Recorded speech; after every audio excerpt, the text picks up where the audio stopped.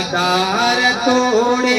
मुनाफिकन सां ठया न आहियूं न की ठहूंदा सदा धार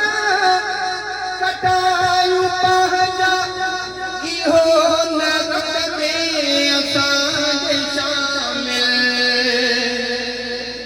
सदा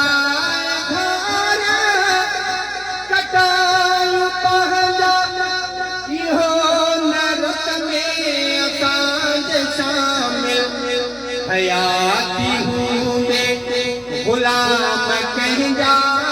थिया न आहियूं न की थियूं था असांजे मुखालिफ़नि सां रहिया न आहियूं न की रहूं था गदार तोड़े मुनाफ़िक़नि सां ठहिया न आहियूं न बधायूं कंहिंखे सदायूं कोई इहो दंगो बि न थिए असां खां बधायूं कंहिंखे सदायूं कोई इहो दंगो बि न थिए असां खां बणी को चमचो वॾे जे खीसे पया न आहियूं न की पौधा असांजे मुखालिफ़नि सां रहिया न आहियूं न की रहूं था गदार तोड़े मुनाफ़िक़नि सां ठहिया न आहियूं न की ठहूं था पराए पंहिंजे पटील सिर ते चङन में ज़ोरी लिखाए नालो पराए पंहिंजे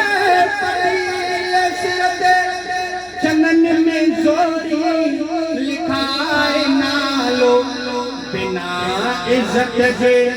बणी का शामत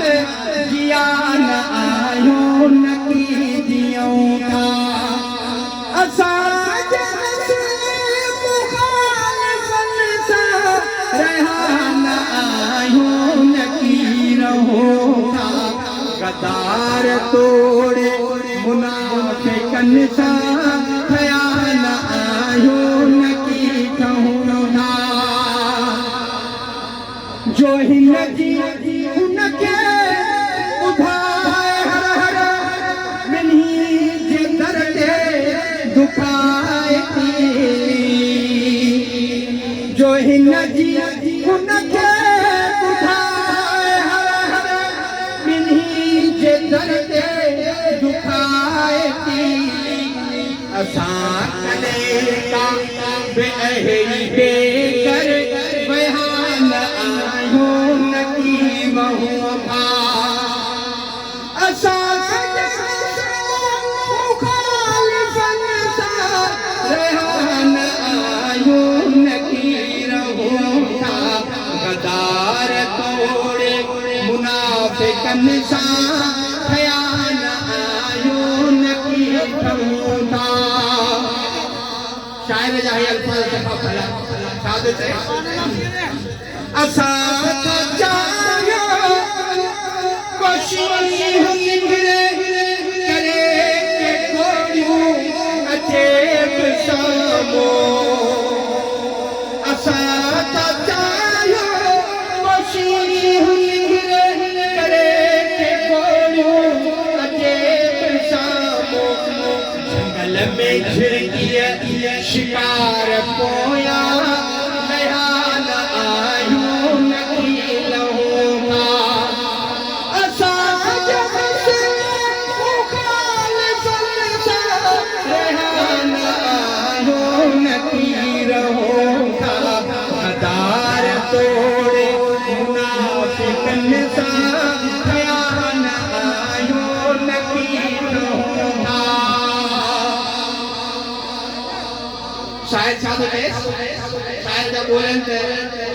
ए अब्दुल मालिक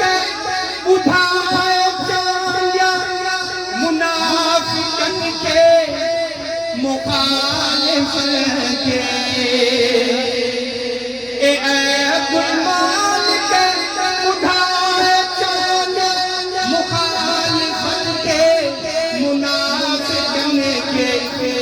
असां जी बारीअ मोट कॾहिं रेहान आयो न रहो था असां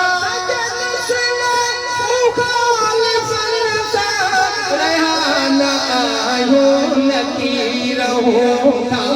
गदार तोड़े मुनाफ़िक़नि सां ख़यान आयो न